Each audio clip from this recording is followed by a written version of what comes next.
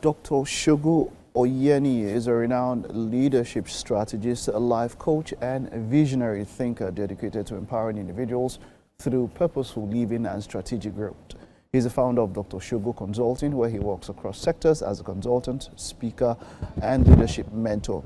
He gained global recognition after setting the Guinness World Record for organizing the largest vision board gathering in history, a groundbreaking initiative held under the theme, Dream It, Plan It, Live It. The event brought together thousands of participants, both physically and virtually, encouraging individuals to create vision boards that reflect their goals, aspirations, and intentional life direction. Great to have you. You are welcome. Thank you very much. Yes, so we'll kick off, we'll get to that talking about vision board, but for you if you were to describe yourself, now there's a lot you are, but if you were to use one thing to describe yourself, what would you say?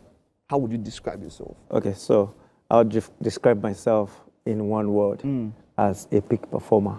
Peak performer. What does that mean?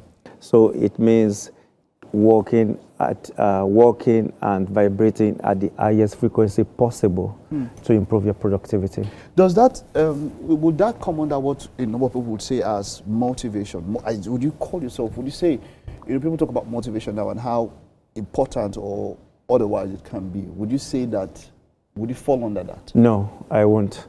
Motivation is good, but motivation is temporary.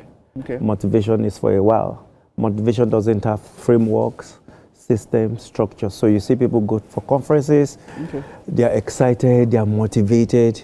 New Year, people are motivated at the beginning of the year. Oh, New Year goals, New Year resolution. February, New Year resolution. March, New Year resolution. Everything fades away. But when we talk about peak performance, it has frameworks, it has discipline. So there's a you have defined target, path. There's a defined path when it comes to peak performance. How long have you been doing this? I've done this for 17 years. 17 years. And for a peak performer, would one say that your antecedents, because a number of people claim to know something. We say a lot of things. I mean, we're in the age of social media where someone can stand up and put a camera in front of me and talk to people about something and all of that. I do this and all of that. How important is it for someone's antecedents to be looked at to be sure that what the person is talking about, they know what they are saying? All right, that is good. Now, talent, a lot of people maximize and capitalize on their talent, which is okay. But people need to understand that talent without training turns to trash. So it's very important to get trained, to have certification, and backed up by an institute. For example, where does experience come in? Where does experience come? Yeah. Experience comes in over time. So you can't have done something for 1 year and you call yourself an expert. Because I want to be practical because I know some people that this person doesn't have substance in this thing, but they can speak very well. They can whip up a good talk. Yeah. But they lack substance because I've known them personally. But they come online and because they are good at, maybe they have the gift of the God. You can talk well. I can put it out there. But because of, I've not done this thing, maybe the person is even talking about finance. Let's just use that as an example. And the person talks about managing your finance and all that, but the person we are talking about doesn't have any experience or doesn't even manage your finance. But because they can talk a good talk out there, and then you see that this kind of people maybe have some kind of followership and all of that, how would you advise people to know the kind of people they should choose when they listen to people like that? How do they see it? It's so unfortunate that sometimes, maybe because of attention, because of likes, people put camera and you claim to be who you are not. And because the social media is for everybody, people don't siphon effectively.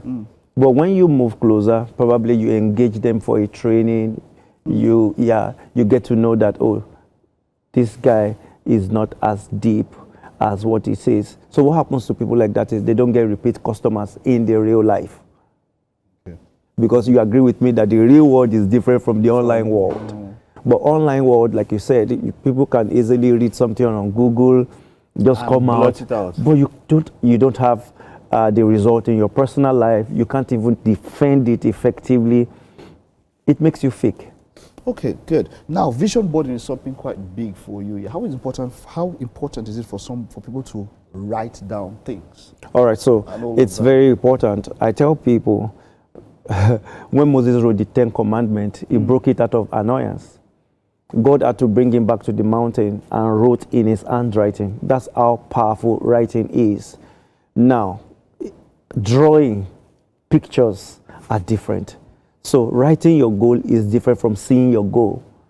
When we talk about vision board is a visualization tool, is an imagination tool that helps in the achievement of your goals, both at an organizational level and at individual level. From my interactions with individuals and organizations, I realized that a lot of people, a lot of leaders are functioning below their capacity simply because they lack clarity, they lack structure, and they lack system.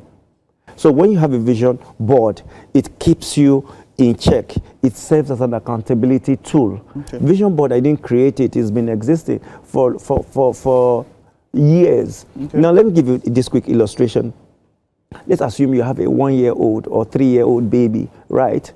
And probably you are in an accident scene, in an horror scene. When we watch movie, what do they do to the baby? They cover the eyes. Because when you see something and it gets into your subconscious, if it's not good, it can cause trauma for the rest of your life. So that's how powerful vision boards are. You want to build a structure, there's a model, there's a diagram. An architect, no matter how good you are, even if you have the best in town and they give you a brief, then you get to the site, they say, where's your drawing? It says, in my head, I'm the best architect in the world. Okay. You're going to definitely lose that brief. So it's important not only for you to write your goal. Do you see your goal?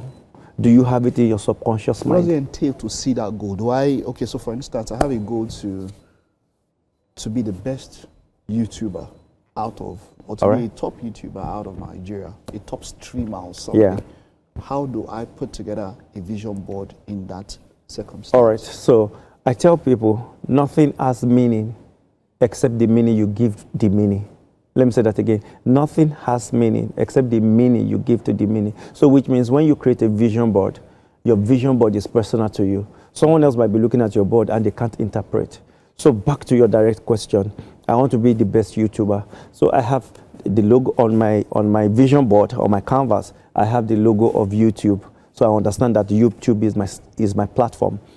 Probably I have another one with YouTube template. Probably under it, maybe I have like 10 million followers. I write it there. Looking at it, I know that I want to be the most followed YouTuber in the world. Then I have comments. I have pictures of comments. It's also possible for me to put YouTube earning, the template for YouTube earning platform. And I write how much I want to earn on YouTube. I put it there. So looking at it, I understand, oh, this is me on YouTube. This is me on YouTube, YouTube logo, another one, the YouTube logo, then another one, YouTube logo, YouTube channel with my name, my image, numbers of followers, people commenting on my page. I can see it. So that's how it works. Where do I put this board? Is it on my phone? Is it on my walls? Now, a vision board can either be a physical board or a digital board. Okay. Whether it is physical or digital doesn't matter. But most important thing, people create vision board and they put it under their bed. They drop it behind the door. It's useless. You must see it You must see it every day. For example, look at me. I've spoken in over 15 countries. And I remember back then when I was about to start, I had this map of Africa in my room and I kept ticking this. I look at it every day. I visualize. And before you say boom, speaking invite comes. I go to a particular country. From there, they link me to somewhere else. So vision board works with law of attraction as well. And you must be connected with your board. Sometimes you can put something on a board, probably, for example, Rolls Royce. Oh, I want a car and I desire a Rolls Royce. But you put a Rolls Royce on your wall. It doesn't make it automatic. Number one, of course, you need to work it out. Number two, your belief system. For every time you look at the Rolls Royce, if you tell yourself, who dash monkey banana?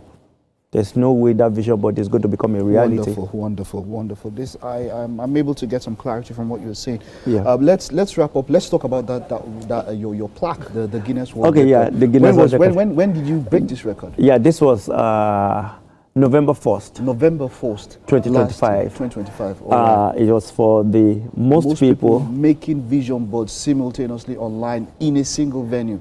445 people. And this is the first in the world, first in its category. How were they making the boards? On their phones? No, physical. So there was a canvas. There was a canvas. So they had to draw everybody themselves. there was a canvas. There were images. We provided magazines. Okay. Yeah, with marker, scissors, glue. Okay. Let's wrap up with this. From that event, have there been, in quote, testimonies as well? Oh, there have been testimonies. Number one, for the hundreds of people that attended online and physical, it was their first time experience. So, yeah, a vision board creation. Number two, they gained clarity. They had, because clarity is very important to life. You can't arrive at a destination you have not identified. So they were like, oh, I'm more clear on where I'm going you want to go. and what I want to do. Right. I've created a template. It was a pleasure talking to you, and here's wishing you the best. Keep doing what you're doing. Thank you very much. Thanks for having me. All right.